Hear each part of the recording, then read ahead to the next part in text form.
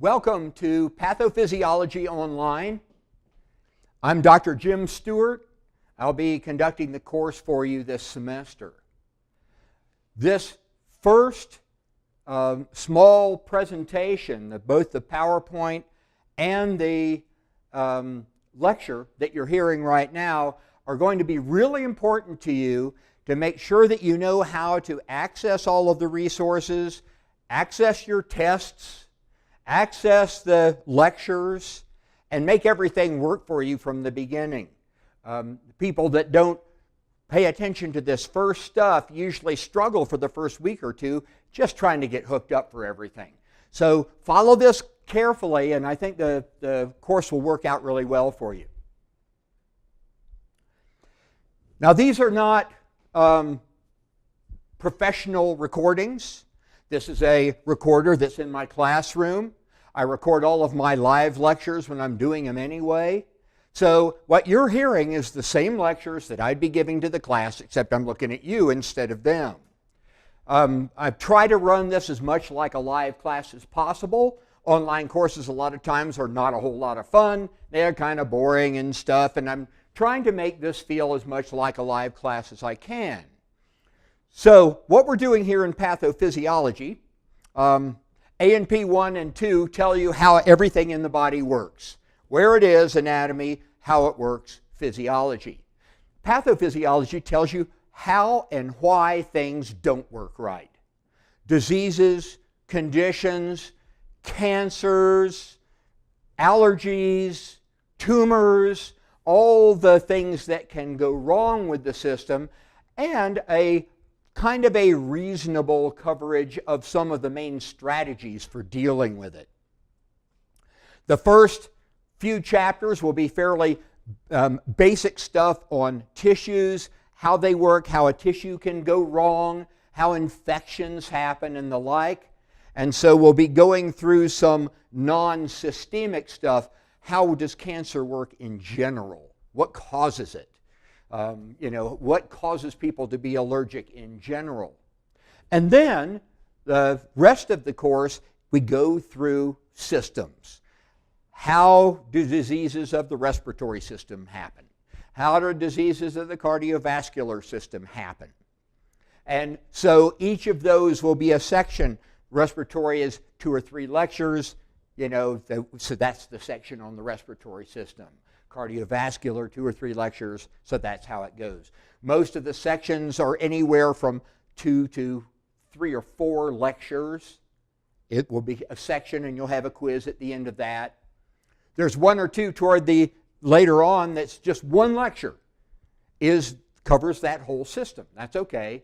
Then you'll take your quiz after that. So how it's going to be laid out is you'll watch your your media site lecture, the actual lecture of me talking and telling you what's going on. You'll do a variety of exercises and things to learn the material well. And then you'll take a quiz whenever we finish a section, whether it's 1, 2, 3, 4 lectures that covers a particular area.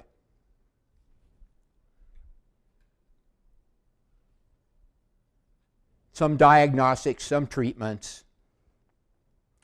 So I'm trying to do everything the way I would do in the classroom. In the classroom, I give a lecture. We get into groups and we practice with study problems and exercises. Then at the end of each section, we take a quiz. And then at the end of the semester, we take a final exam, a comprehensive final exam. So that's the way I have this laid out.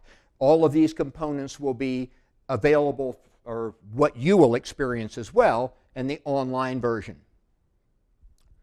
Now, there are a couple of sites that you'll have to access to get to what you need to read, your tests and so forth for this course. The first is UNM Blackboard. And you probably know how to get to UNM Blackboard. If you're on, here you're on your My UNM site. You go up here and there's this little guy with a cap and gown on. That's the UNM Learn or UNM Blackboard. You'll click on that. You'll go to whatever the course is, so I'm going to pick one that I have done previously. So here's your site here. And then all of your material will come up on here. You're going to have your PowerPoints. All of the PowerPoints will be on here for you. So that's one of the first things you'll do each lecture is to get the PowerPoint ahead of time so you have it to look at. We have practice questions. I have a set of practice questions for each lecture. The questions and the answers. Try to answer them yourself first. And if you have a study buddy or a study group, the best way to use these practice questions is to get in a small group and talk them out. Because my test questions won't be identical to the practice questions, but they'll be similar. And therefore, if you have talked around the question enough, you'll catch the part of that topic that I'm testing. It really will help a lot if you can do that. Otherwise, try to do it yourself. Don't just give yes or no questions, but actually talk to yourself about that topic until you have covered what's included in the answer. Syllabus is up there. Your media site link is going to be there. You should be able just to click on that and go to the media site to watch the lectures. The Evolve, on your version, the Evolve site will be there, so you can click on that and go to the resources that come from the book, and also your exams. I will also, on the online version, I'll have something right here that's called Pathophysiology Blog, and that is a blog that everybody is expected to participate in. It's the part of the interactive part of the course. So that's your UNM Learn stuff. Blackboard. The media site recordings, you click on, here's another version of the link here. You click on the media site link here or on UNM Blackboard, or the link that I'll email you to, so you be sure that you have it. It comes up and it should say, it should have all the recorded lectures. I've recorded every lecture for the semester. You put in your same username and ID that you do for just to get on UNM Learn in the first place. If it says something like, this site has not been proven to be secure or something like that, say, go there anyway, because some systems will say, this isn't a secure site. It is. So click on it anyway. On your version of the UNM Learn thing with your PowerPoints and everything, there's also a workaround that our IT guy, Peter Snyder, put on there for people who have a hard time, for any reason, logging on to the media site lectures, and his phone number is on there too. So if you have a hard time getting on the media site lectures, give him a call, figure out what's wrong, because that's the way you're really going to get the information, is listening to my lectures. If you have a slow internet connection, you may want to do this from school. Listen to the lectures while you're already at school, or someplace that has a better internet connection. Even a Burger King or something that might have a fast Wi-Fi, because it is a streaming video and it can really bog down if you have a super slow connection like I have at my house. Also, there is when you go to the media site, let's see if this will go ahead and take me there. See what happens here. Now this is a different version of the thing. When you go to the media site, all the lectures will be here. Your login information is over here, and right up in the middle it says sort by. Kind of click up there and you'll see sort by name A to Z, and it'll put them in order. For some reason, even though I recorded them in order, they don't necessarily show up in order, and you'll have to go down and down and down to find the one that you're trying to find. And you can also, there's a click to go to the next 10. You have 35 lectures and it only shows 10 per page. So go to the next 10, go to the next 10 toward the end of the semester when you need to do that. You can back up, fast forward on the media site. You can watch them as many times as you want. You can watch one section again if it didn't make sense to you. It's a pretty nice way of listening to lectures, actually, except you don't get the lovely presence of me being actually in the room with you.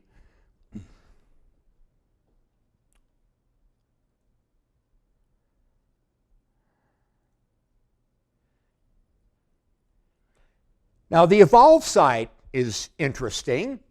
The Evolve site is evolve.aselvier.com. You should be able to click on here in this PowerPoint. This is a PDF file, so it won't let me click right now.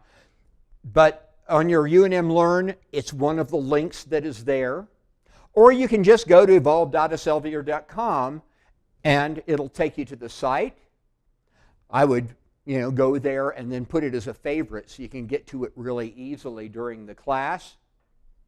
What you're going to have to do is sign in as a student, create account. Here's the course ID number. You have to enter that so it gives you an account for the right course. You have to set up the account and pay for the access code. It's like $47.68 or something like that, about $48. It's considerably cheaper than a hard book, and it gives you a lot of additional resources in addition to your online version of the book, plus it gives you access to all of your tests. So you're going to have to do this. If you decide to buy a hard copy of the book, which a lot of students do because they like to carry one with them, get a used one. You don't get a brand new one with the access code because it's a different access code. It won't get you into the online course. So you're welcome to buy somebody's used pathophysiology book, but you do need to sign up with the access code so that you can actually do this course.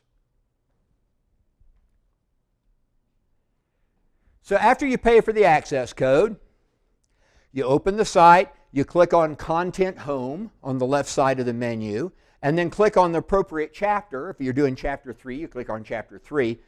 The Evolve calls it Module 3 because it doesn't just contain the chapter, it contains all the other stuff that comes with it. The lessons are the actual online textbook. They could have called it textbook, but they called it lessons. And then at the bottom, there is an exam for the chapter. Occasionally, I might ask you to take that exam, but probably not. What I generally do is wait until we've finished a section that might be 2 or 3 lectures, and then I make up a test for you that is more specific to what I have taught you. Now, there are a lot of other resources in here, practice questions and discussion topics. There are a lot of online sites that you can go to get clarification on things. Those are all really good. They really are good. However, my lectures, my PowerPoints, and my practice questions that I have for you on UNM Learn are the most targeted toward your tests. So emphasize, make sure that you understand the material that I think is important, and you do that by listening to my lectures, looking at my PowerPoints, and doing my practice questions to help you get ready to do your tests. When the test comes up, it'll probably show up under Content Home right where you started out. You'll see Content Home. You can click on the modules, or you can click on the midterm exam or the final exam or whatever, Block 3 exam or Chapter 3 exam, whatever it is that I want you to take. And I'll be emailing you each week and say, remember, this is the week you've got to take a test. Now keep in mind, when I do this as a live class, it's a 4-hour course, 4-credit-hour course, so it's 2 hours twice a week. So you're going to be doing 2 sessions per week. You're going to be listening to a lecture, looking at the PowerPoint, doing the practice questions, and if appropriate, taking a quiz twice a week. So be prepared for this to be a 2-session-a-week course for you.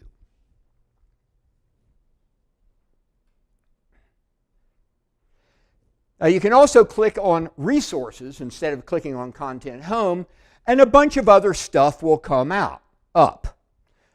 Practice questions, other resources, links. This is where the links to the online, just internet, sites are that might tell you about cancer or something. And so if you want to have a little bit more information than you're getting from your book or whatever, from Lessons, which is the book, or my PowerPoints or my lectures or whatever, you can go to some of those. As again, those are good. They're not as targeted toward the material I want you to know as my practice questions are.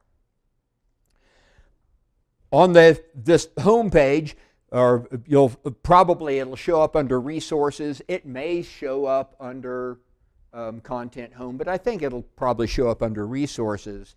When I give you a test to take, that's where it'll show up. Right under Content Home or right under Resources will be Chapter 1 quiz or Section 1, Block 1, because it won't be just for Chapter 1. The first quiz, I think, is for 3 lectures or something like that. So when one of those shows up, I'll remind you to look for it. You take the quiz, submit it, and then I'll have it on my grade book. Weekly classes, twice a week. Most lectures are a single chapter. A couple of lectures may be more than one chapter. If there's like an intro plus something more, or a couple of really short things, like I throw thermoregulation in along with another regular lecture that day. So look at your syllabus carefully. You may have 2 short lectures to listen to for one session. Usually it's 1, but you'll have 2 sessions a week, 2 sets of practice questions, 2 of everything per week.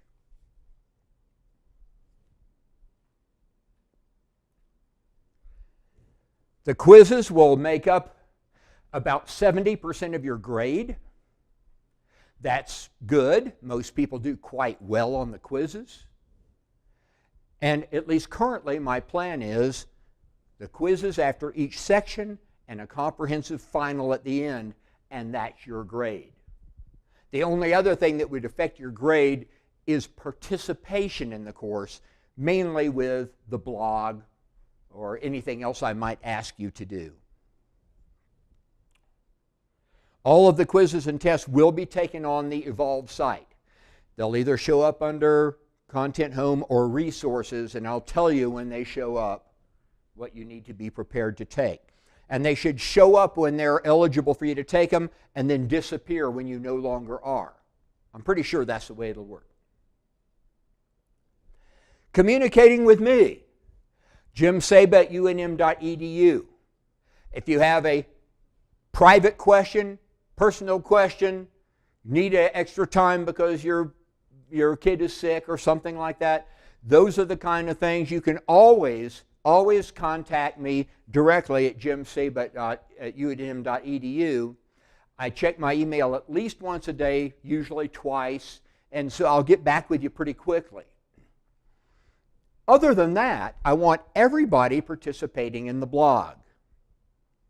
If you're in the live class, you are listening to the lecture, and we stop and get together and we do practice questions, and I come around and ask and interact, and everybody has to show that they know what they're doing, and I can pick up places that I can help people. In this, the blog is going to have to serve. And every section, like cancer is a section, I think it's 2 lectures for cancer. I'll have a blog, a cancer blog. And you will ask questions. You'll answer other students' questions. You'll answer a question that I might throw out there that I say, what do you guys think about this? You will add additional information you might have. Some of the best blogs I've gotten in the past are, my uncle just went in for cancer surgery for such and such. Oh, I had a cancer removed off my cheek, and this is what I went through.